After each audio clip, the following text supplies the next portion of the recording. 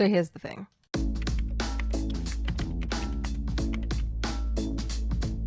I have been producing music since I was 18, which was about 8 years ago. Ew, I don't like that. Anyway, despite it being a passion of mine for so many years, I have never ever once put anything out there into the digital streaming space. In fact, up until last year, I'd never even let anyone hear a song I'd made. Why? Well, there were two main reasons. The first was a lack of confidence in ability. I didn't feel like there was anything I made that was good enough to show somebody. Even the idea of it made me cringe beyond belief. I think there's a certain vulnerability that comes with sharing that kind of stuff, because to me, the songwriting process is very intimate. You know, I might as well be handing someone my diary and going, here, have a read. And of course, that also comes along with the fear of judgment. I don't want people to be like, why is she talking about this? Why are her songs so garbage? Does she really think she's good at making songs? No, I don't. But I love doing it, and it's been a hobby of mine for such a long time, and a therapeutic release from, you know, whatever the hell's been swimming around in my head. But there was also another major drawback that was stopping me from releasing music. I was incapable of finishing a song. Yeah, I kind of knew how to once I got out of the whole 8-bar loop purgatory, but I think deep down, one of those things that was stopping me was the idea of having something complete and then going, okay, great, what now? Now I put it out, now I show it to people, and that just pretty much circles back to reason number one. You know, nevertheless, there was this part of me that remained pretty positive that one day I would put a song out there. Every year I told myself, this will be the year I release music, I swear.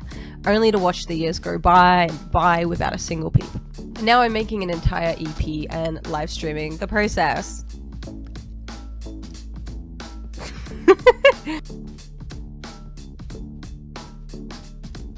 Before I talk about why, I feel like I need to give a little backstory. So back in 2017, I discovered a song that I immediately fell in love with. It was called Clay by an artist named Hana. Now, Hana is someone I really admire because she's not only a gorgeous singer, songwriter, DJ, but she's also an incredible electronic music producer. You might recognize her from her song with Grimes, We Appreciate Power, which is like just one of the best songs of all time. She's also a Twitch streamer, so you might see where I'm going with this. Also, this is super unrelated, but I feel the need to say that I one time was in the background of her stream because she broadcasted from her Minecraft server during one of her DJ sets, and it was the greatest moment of my life. Okay, thank you for listening. Shout out to May for jumping in the club. You're so welcome, Hana. Back in 2020, a few months before I started streaming myself, I was watching Hana as she created an entire album on Twitch within the span of about 6 weeks. She showcased the entire process of, you know, brainstorming and experimenting with ideas, and it was one of the coolest and most vulnerable things I've ever seen an artist do. I remember thinking, wow, that would be a really cool thing to do someday. Like, hopefully one day I'll be good enough to do something like that myself. And now I finally am doing it, but I don't think I'm good enough to be doing it. But in my 4 years of streaming, I never once worked up the courage to do a music production stream where I worked on my own stuff. I pretty much felt like I wasn't good enough to do it, and that it really wouldn't be of interest to anyone because it was far from my normal content. After the beep, say something loud. Mommy? Mommy? Mommy? Mommy? Which way is it supposed to f***ing go? I stay mining. Timothy's going to Harvard, yes! She finds this song. And she thinks, damn, this is so deep. And the song was called Where Is My Mind by the Pixies. I hear... What the f*** is that f***ing yellow duck? By this point, you're probably thinking, but May, you've never even let a single person hear a song that you've worked on. And now you're going to let a whole bunch of people hear it live with all its flaws and mistakes. Yeah, I don't know. Why am I doing this? Have you ever heard that saying, jumping in the deep end? You know, the idea that you've just got to start something new and difficult without any preparation or guidance. Yeah, that's what this is. I think you just reach a point with yourself where you look back on all those wasted years and you think, man, if I didn't do it then, am I ever gonna do it? You know, as the famous quote goes, if not now, when? I decided the best way to overcome my fears and doubts was by forcing myself into the most extreme version of releasing music, documenting the entire process from the start of messing around with sounds until finding a song and then building on those elements and hopefully making stuff that doesn't suck. I even invited some dear and talented friends along for the ride because I've heard somewhere that collaboration is key. So without further ado, let's talk about how it went.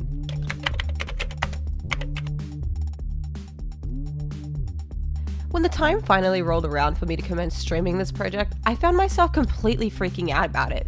Again, this is something I'd put off doing for literal years now, and I felt like I was going in blind. To make things a little less daunting, I decided to spend the first stream simply discussing potential ideas with my chat. I wrote down their suggestions, as well as tried to come up with a few of my own. Sometimes they suggested stuff I really vibed with. Other times I was confused. I am making an EP on Twitch. This is the first stream. For the next 6 weeks, 3 days a week, I'm going to be streaming and doing music production live on stream. So this is the first stream. So at the moment, we are just brainstorming some ideas. Random metal vocals deep in the background, so you have to really listen for it. Maybe like some sort of kind of drowned out screams. I would love to do some screaming. I would love to do some screaming. I'm always internally screaming. I will write down screaming. I don't know if I can do a metal scream because that's like... That's not my area of expertise, but I can write down screaming. Animal Crossing call. Man, it's been a while since I played Animal Crossing. I don't even know if I remember a lot of that stuff. Okay, insecurities is a good one. Body dysmorphia. That absolutely does tie into that, for sure. So yeah, mental health, family, Connor, exes, home. Home's a good one too. I really do like that one. Fortnite is not gonna be a song. Enemies to lovers. You know, I've written a song about that too. That's crazy. I will write that down. That's my favorite f***ing trope. I love that shit. It's making me really happy that people are suggesting ideas that I've literally worked on this year. Regardless, it was a great way to get started with things and chat a little bit more about the process and what the next few weeks of streaming would entail. After the stream, I was able to get an entire whiteboard of ideas down, which was a great starting point for me to move on to the production stage. So for the first 2 days of stream, I got to work making music. I spent hours online trying to produce songs that I could truly be proud of, and then I ended up scrapping them both immediately after. Now, some of you might call this a major setback. I call it the typical process of making music. When you think about it, artists are always writing songs and making music, and sometimes only a small percentage of those tracks ever see the light of day. I often think about SZA and her debut album Control, which I absolutely adore. It's 14 tracks of pure magic. But what if I told you those tracks were chosen out of around 150 to 200 songs? In an article, she explained that she literally had her label take her hard drive away from her because she just kept moving stuff around and changing all her ideas because she couldn't settle on something. So it's kind of a really reassuring thing to know that even, some of the greatest artists out there that I really admire suffer with these same sort of issues. And I'm glad I had those moments live too, because I think the whole point of this was to showcase the entire process of making songs, and oftentimes that can mean many, many, many ideas that end up just getting completely scrapped. On one of the streams, I messed around for 2 hours with no progress before I finally started making something that I liked. But I don't look back at those 2 hours and think, wow, that was time I really wasted. No, it was time I needed to kind of really think and brainstorm and get to the point where I felt like I had a solid idea to work with. It could also mean revisiting scrapped ideas from a fresh perspective and trying them again. For instance, at the start of this year, I'd worked on a song called Sirens that I was really digging, but I ended up abandoning it completely because I found myself being unable to translate the ideas in my head into the DAW. A lot of that had to do with me knowing how I wanted the guitar, bass, and drums to sound, but not being able to make that happen myself. I've been playing piano since I was 8 years old, but when it comes to literally any other instrument outside of synth, I'm really outside of my comfort zone, but that's what having others helps with. When it comes to recording songs for others, usually the first thing I do is drums. It gives the foundation for the rest of the song and a more solid BPM for the other artists to follow along with. I'm lucky enough to be dating a talented drummer in an incredible band, so I didn't have any trouble hunting down artists for this project. Do you have anything to say? No. Okay.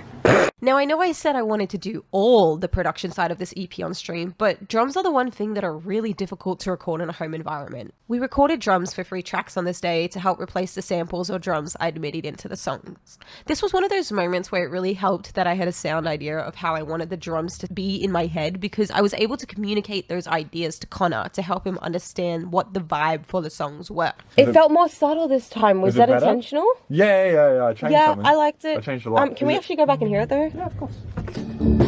Way more subtle than whatever. Yeah. So I taped it up and I'm hitting it differently. No, I Did you like that as well? Yep. I forgot to do it the second time around. I like it. Okay, cool. Yes. Ask you about. What? Yeah. When the song starts, rather than come down to 1, I last time hit a. Did you like that or not? I'm gonna be honest. I didn't notice you did that. I do like it. Okay, I'll do it again then. Once drums were done, it made sense to continue with the rhythm section, which I enlisted the help of Left at the Avenue bass player Nico Dorr to assist with. I programmed some bass MIDI in, or I had some sample loops, but I'm gonna get Nico to actually play the bass. I think my issue when I do bass for songs is I don't really change it up. I keep it looped the same, and I don't know if that's a bad thing. It's not a bad thing at all. Okay, because I feel like with you guys, when you play, you guys always change up stuff, and I'm like, oh, should I be doing that? But I also don't have the skill to. That's why you need me. Yeah, that's why we need you, exactly. The legend. Okay, No, all right. He was able to hear the MIDI bass lines that I recorded and then play them pretty much straight away without even really having heard the demos in advance. For one of my songs, Collateral Damage, I didn't have a bass line written. I knew it needed bass, but I wasn't sure what, so I told him, yeah, just do whatever you think sounds good. And this guy just completely improvised the coolest bass line ever. Some people are too talented and it makes me angry.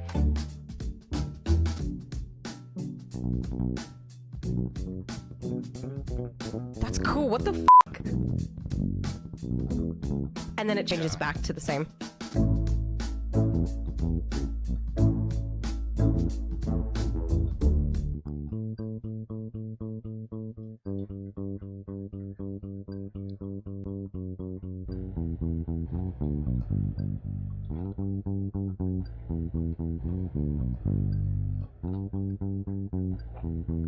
Hey, so you're gonna hate me. I wasn't recording the whole time.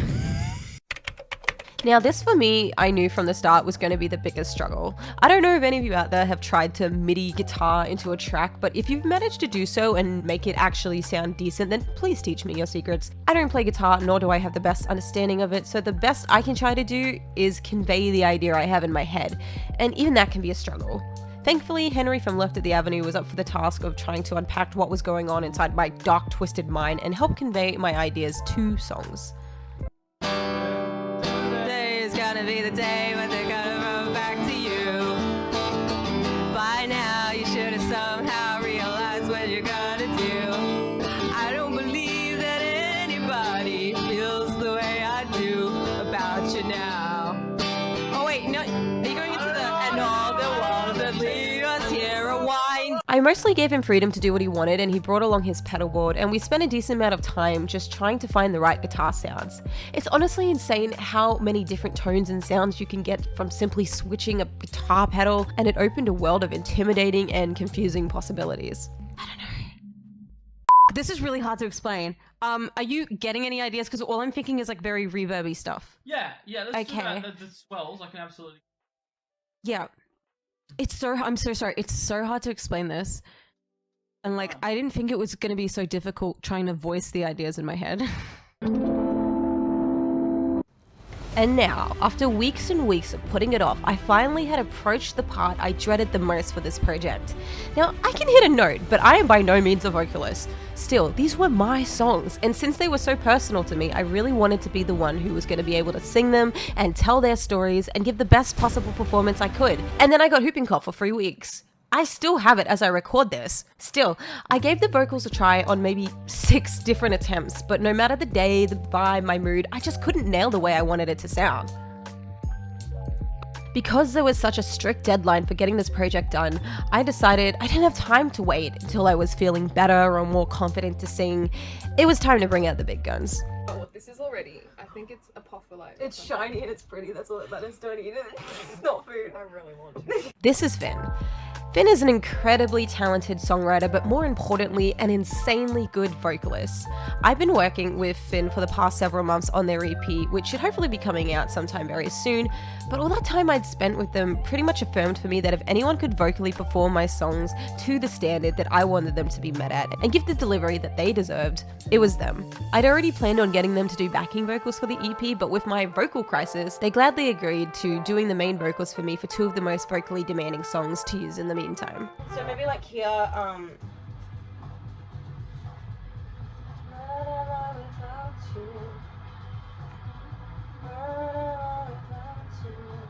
just like something I can kind of like chuck in the back. And then it'll, yeah.